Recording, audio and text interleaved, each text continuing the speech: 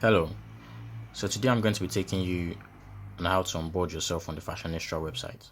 So to do this, we go to the Fashionistra web address, which is https://erp.fashionistra.com.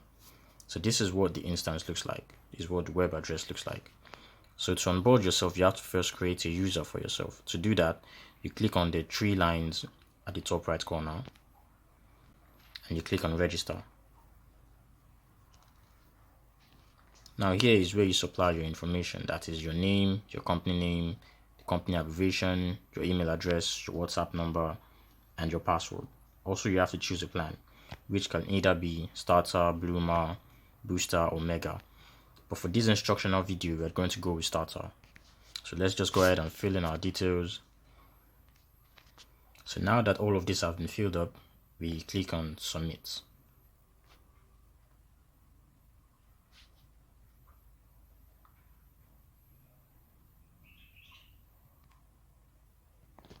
Then it tells you that your account has been created and tells you to check your email for confirmation. So you're going to be sent an email telling you to complete your registration. So now we have to log in the email address and the credentials we created earlier. It's going to be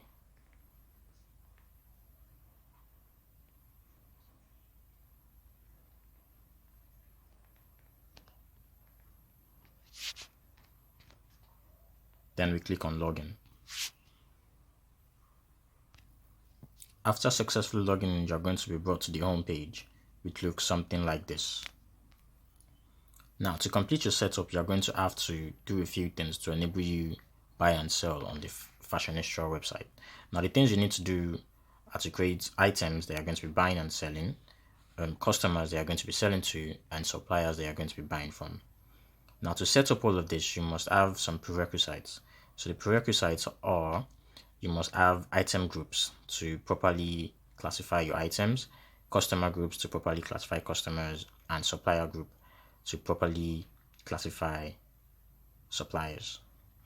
Right now, to do all this, you are going to have to go to these different items I mentioned earlier. That's item groups, supplier groups, and customer groups. Now, on the Fashionistra ERP, there are two ways to get everywhere.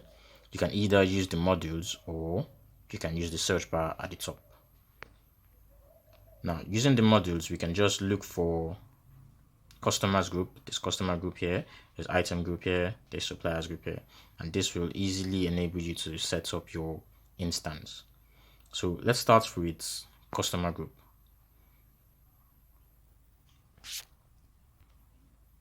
Now this is what the customer group looks like. We just do this and change this to view list. So now to add a new customer group, we click on either create new or the plus in the top right corner. So here we specify our customer group name. So I'm going to name this customer group name Adidas. Your parent customer group can be empty or you can just pick all customer groups. If you want to add the credit limits, you can always add those here. Otherwise, this is enough to create a customer group. Once you're done with this, you click on save in the top right corner. And like that, you have a new customer group. So let's go back to the home page and we can set up supplier group and item group. Alright, so to set up item group, we just click on the item group here. And it takes us here. So we just do the same thing, change this to view list. Now this shows you all the item groups that has been created by you on the website. Now to add a new item group, you just click on either the plus sign or the create name here. Now what is your item group name? So I'm going to name this sneakers. The parent item group can be empty or you can select all item groups. If you want to have defaults for this item group, you can always add them here. If you have specific item tags for this, you can always add it here. But all of this is unnecessary except you want it. Alright, so once you're done with all of this, you click on save.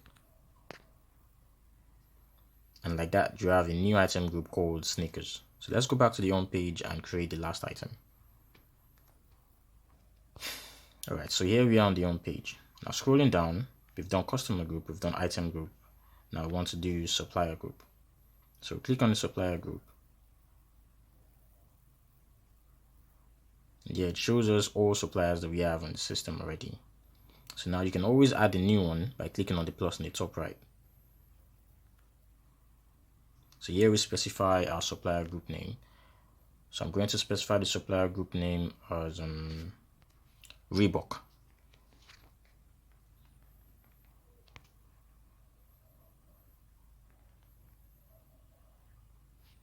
The parent supplier group should be all supplier groups, or you can leave that empty.